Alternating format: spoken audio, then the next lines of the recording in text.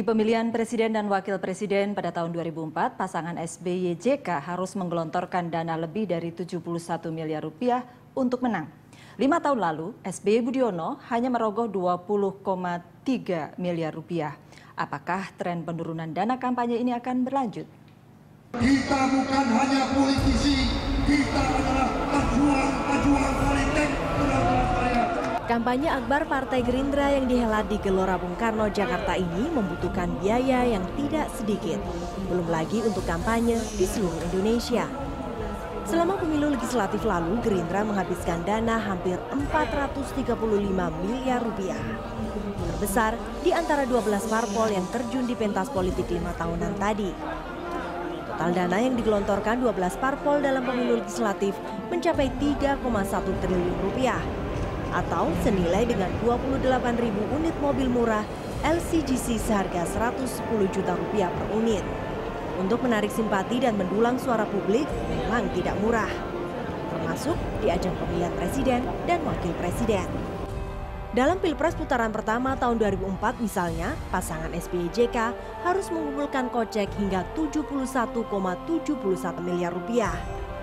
Pada Pilpres 2009, SBY yang saat itu menggandeng Budiono hanya keluar 20,3 miliar rupiah. Apakah tren biaya politik yang cenderung menurun tadi akan berlanjut di Pilpres tahun ini?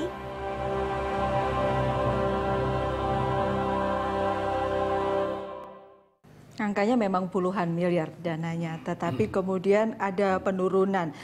Bapak-bapak berdua ini ikut pemilu sudah lebih dari 1 kali kan, jadi betulkah kemudian perkiraannya bahwa angkanya akan turun?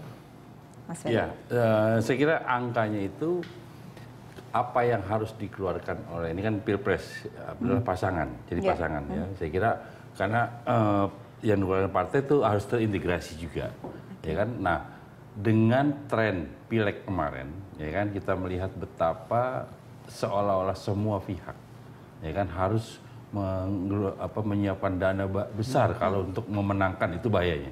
Makanya kemudian kita merancang, mendesain ini, adanya bantuan dari masyarakat dana. Mas Ferry, dari sisi perkiraan angkanya turun tidak? Kenapa? Angkanya akan turun tidak? Angkanya, menurut saya kalau dilihat dari angkanya itu kan kalau 2009 saya orang yang tidak percaya angka itu turun. Karena saya dapatkan bukti lain. Saya rapat dengan Bawaslu sampai jam 11 malam. Tapi ini laporan pasangan ke KPU loh. Bukan, tidak bisa. Artinya kita juga menuntut kepada KPU untuk mengatakan sebenarnya kita sudah memulai. Waktu itu terus terang kita berdua sama-sama waktu Pileg, hari yang sama, jamnya berbeda, melaporkan. Kita mengatakan kita ingin menggambarkan bahwa sekian banyak uang yang dikeluarkan, itu harus terjelaskan nantinya. Itu juga melatih. Nah, kalau ditanya apakah kemudian pada Pilpres ini turun, ya kan, atau ini, saya kira setidak-tidaknya tidak pada angka yang fantastis. Itu angkanya kita akan tidak pada angka yang fantastis kecil dan ataupun fantastis tinggi. Ya saya kira kan kita tidak mau berlomba soal pemenangan. Tidak sama dengan banyaknya uang, itu kita mau lawan. Ya, 20, sekian, Mas Tommy juga nggak percaya? Jumlahnya pasti akan lebih tinggi. Nggak mungkin gitu ya? Iya. Jumlah pasti akan lebih tinggi menurut saya. Karena versi Mas Tommy sekarang aja 200M. Dan bukan hanya itu, Mbak Nonong. Kan kita bicara, sekali lagi, bicara sistem yang sudah dibikin oleh KPU yang transparan dan akuntabel. Itu juga menurut saya sesuatu yang sangat baik ya, Pak Ferry, bahwa itu akhirnya saya rasa kata-kata memaksa itu terlalu keras. Cuman intinya itu mengharuskan secara sistematis apakah itu partai politik atau apakah itu calon-calon presiden dan cawapres untuk melaporkan seperti apa yang diminta oleh KPU. Itu sesuatu yang sangat-sangat menurut saya sangat-sangat penting dan sangat-sangat baik. Dan saya rasa jadi terlepas dari persepsi apakah ini besar, apakah ini kecil, kan aturannya ada. Yang pasti niatnya sama-sama lebih akuntabel. Betul. Gitu ya. Saya rasa kata kuncinya transparansi dan akuntabel itu, saya rasa. Bang Don. Iya, saya menaruh apresiasi seperti Jokowi dengan dana publik tadi. Gerindra, Thomas ini dengan dana dari caleg ya. Itu menarik. Bagi saya adalah bahwa politik itu orang harus mengongkosi. dan mereka harus sacrifice juga begitu. Jangan pura-pura tidak ada cost-nya gitu ya, Pak. Jangan pura-pura kemudian tidak ada cost-nya gitu. Tapi itu transparansi seperti itu suatu langkah maju untuk saya pada lihat perkembangan politik kali ini gitu, Pilpres kali ini ya. Tapi saya juga orang yang memperkirakan nggak mungkin turun itu biayanya. Bahwa dianggap tidak mahal, ya mungkin. Karena kemudian partisipasi mungkin lebih mudah kali ini. Karena juga calonnya cuman 2, jadi kemudian 1 putaran itu bisa lebih hemat begitu.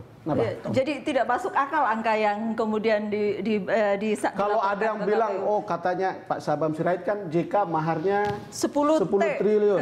Saya ketemu Pak JK, dia bilang, Pak Sabam, saya hargai pernyataan Pak Sabam, tapi kalau saya kasih 10T berarti saya itu harus punya 100 triliun. Tetapi kan nggak mungkin begitu. Sama seperti tempatnya Pak Prabowo dan Hatta. Dibilang akan ada sekian uang untuk kampanye ini termasuk untuk membeli suara. Itu semua hal yang menurut saya tidak bisa kita percaya.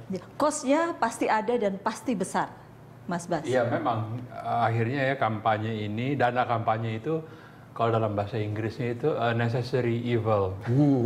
Iya dibutuhkan walaupun menjadi sangat kontroversial. Justru untuk mengurangi fenomena yang belakangan ini terjadi, NPWP ya, nomor piro, wani piro, money politik, sampai caleg mengeluarkan miliaran menurut bukunya Pramono. Ya Pramono ya. Ya Anung ya, itu ada yang sampai 18 miliar. Dan ini sering dibahas, pemerintah negara harus berperan. Memberikan semacam sumbangsih yang nggak melulu bentuknya cash untuk mengurangi dana kampanye. Misal di negara-negara bekas komunis ya di Eropa Timur itu pemerintah urun rembuk karena money politics ya, dan mereka lebih dulu daripada kita reformasinya. Akhirnya pemerintah memberikan dalam bentuk in natura. Apa itu in natura? Untuk capres, cawapres dibikinin perangko. Perangko. Lalu juga gedung-gedung pemerintah disisihkan ruangnya, temboknya untuk capres dan cawapres. Kan free. Ya. Jadi itu ada cara-cara yang nggak melulu melibatkan uang. Ya. Tapi kayak kalau tidak salah ya, angka dari bapak-bapak ini yang mau dihimpun dan kemudian kemungkinan besar berhasil dihimpun sudah cukup banyak, cukup untuk kemudian membiayai. Loh, pernyataannya tadi kan cukup untuk membiayai Pilpres. Itu berapa? Kalau Mas Ferry Thomas tadi kan sudah ada gambaran sedikit begitu. Menyebut sekian ratus gitu. Mas Ferry berapa? Ya kalau dari angka yang kemudian kita perkirakan itu tidak belum. Perkiraan anggaran deh. Ya, perkiraan anggarannya yang kita akan lakukan paling sekitar angka 4 sampai ke 6 lah. 4 sampai ke 6. 600 ya. Oh. Itu menurut saya angka yang logik karena begini. Karena apa yang harus kita lakukan adalah pertama soal transportasi. Itu sudah konsolidasi dengan partai pendukung ya. Iya, artinya itu semua totally. Iya. Itu juga ada logistik. Juga sudah dihitung di situ. Ini aturan sudah di sana. Jadi menurut saya kayak misalnya beberapa media ya kan iklan. Kita kan harus bayar juga iklan. Nggak ada yang pre, ya kan? Pasang billboard, ya kan harus bayar. Paling tidak kalau itu barter ada angkanya kiri kanan gitu ya. Menurut saya begini, saya setuju dengan yang saya Mas Bas tadi. Kalau kita itu idealisasi kita. Jadi kita ingin semua mengatakan bahwa tidak perlu orang mengeluarkan biaya mahal untuk politik. Itu menurut saya kata kuncinya.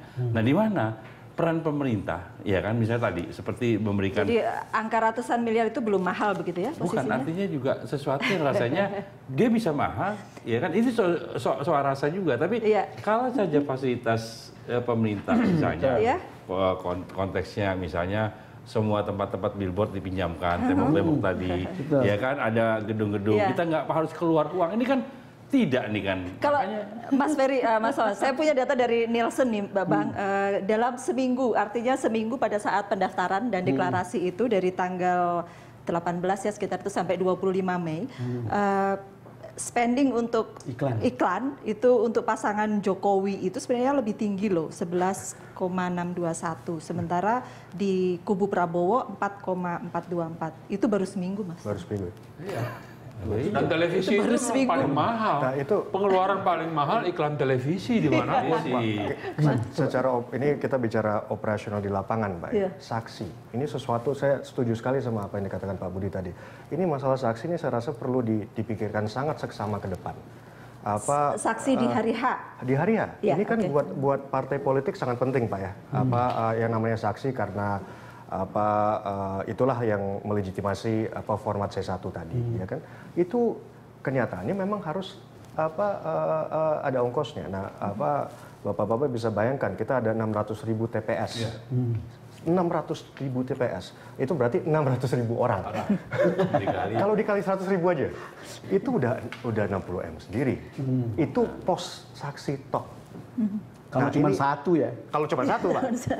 Kalau dua ya sudah lah. Kontestannya 2 nih. Satu cukup ya. Ini saya sangat ini bagaimana kita ke depan dan mencoba bersama-sama. Ini bukan hanya partai politik aja. Partai politik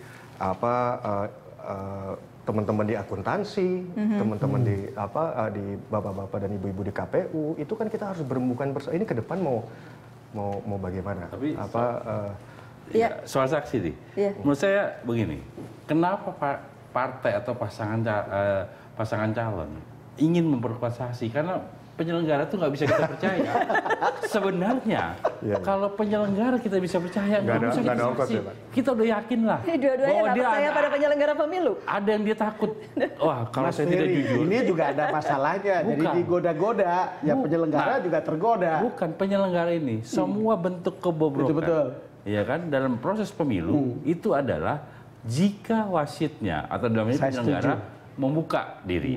Tapi kalau dia keras, namanya pemain kita ada ingin sedikit-sedikit ya kan, tapi kalau wasitnya keras itu saya kira itu yang menjamin. Itu yang menurut saya juga kan tidak ada orang yang bisa bertepuk sebelah tangan ya Bang Don ya. Tapi siapa yang punya kewenangan? Kalau penyelenggara bisa kita percaya, berarti kita nggak usah ada saksi TPS. Saya kembali ke Mas Thomas sama Mas Ferry. Saya kembali ke apa yang disebut Nunung tadi soal serangan udara. Iklan tadi, kan gitu, dan itu kan biayanya itu kan mahal, termahal dari seluruh item. Dan saya tahu berita satu mau nurunin harga kita sendiri di sebuah televisi yang akan menyiarkan Piala Dunia nih, ini iklannya lebih mahal lagi, per spot itu luar biasa. Sementara orang akan ya secara tidak langsung dipaksa juga untuk beriklan di situ, karena orang penonton lagi ke situ nih. Dan itu berarti dia harus membayar mahal. Saya tidak tahu berapa yang orang harus sewa. Kalau teman saya yang dari biro iklan katanya ada yang sampai bisa 200 juta per spot. Per spot 200 juta. Ya, kalau seminggu 11,6 M, 1 bulan sudah bisa hampir 50, dan per spot itu 30 detik. Ya 30 detik, Mas. Jadi segitu akan jadi mahal sekali. Memang dua pihak ini punya media affiliate semuanya. Tetapi kalau kita hitung-hitung, angkanya sangat besar. Angkanya tetap tinggi. Ya, pasti lah, saya kira ya. Gimana, Tom? Setahu saya spot-spotnya ada limitasinya juga kalau nggak salah, Pak. Dari jangka ya, ini ada. Nah itu terus saya harus menyatakan dengan terus terang saya belum Tapi Mas Tom sebelum dilanjutkan, ada limitasinya memang selalu dipatuhi. Nah, kalau tidak dipatuhi kan ketahuan. Iya, ketahuan kan, tapi tidak diapa-apakan. Oke, dilanjutkan saja. Ayo, pasangnya memang selalu mematuhi ini, enggak juga kan? Kenapa enggak? Pasang TVC-nya selalu mematuhi. Kalau kita lihat di pileg kemarin ya, apa yang kita mengeluarkan Gerindra ya, mengeluarkan hampir kalau nggak salah 20-an atau mungkin 30 M untuk berapa hari itu. Itu udah diaudit, Pak. Oh gitu ya. Itu diaudit oleh dan sama Pak Ferry dan Nasim sama juga. Nah, makanya kalau Mas Bas lihat itu kan makanya tidak dalam bentuk iklan tapi berita di berbagai TV yang affiliate. Seru betul itu. Yang TV sana serunya seperti apa, yang TV sini serunya seperti apa. Makin lama makin karena kalau iklan jelas. itu kan ada betul Thomas bahwa itu ada di audit. You tidak boleh lebih dari ini. Ton berita tidak bisa diaudit. Lihat ton beritanya, Mas. Ton beritanya sekarang sudah sangat contrasting. Udah yang ini pasti ke sana, yang ini pasti ke situ. Jadi nggak ada yang beragapan akan berimbang. Itu tadi menyambung tadi inatura dari pemerintah, sebetulnya TVRI bisa menyediakan spot iklan untuk kedua kontestan ya dengan tarif yang sangat dimurahkan atau bahkan free. Lagi dewasnya lagi dimasalahkan. Jadi kalau Bapak juga Mas. Iya justru itu ini kan karena gara-gara Demokrat yang Februari. Kalau bapak-bapak ini mau sedikit menekan biaya iklan, pakai tone berita bukan pakai TVC. Pakai apa? Tone berita. Pakai berita, ya, bukan pakai TVC begitu ya. Ya, saya kira Nanti kita lanjutkan lagi deh Pak Ferry ya. Kita headlines masih akan kembali untuk Anda, mobilisasi dana kampanye.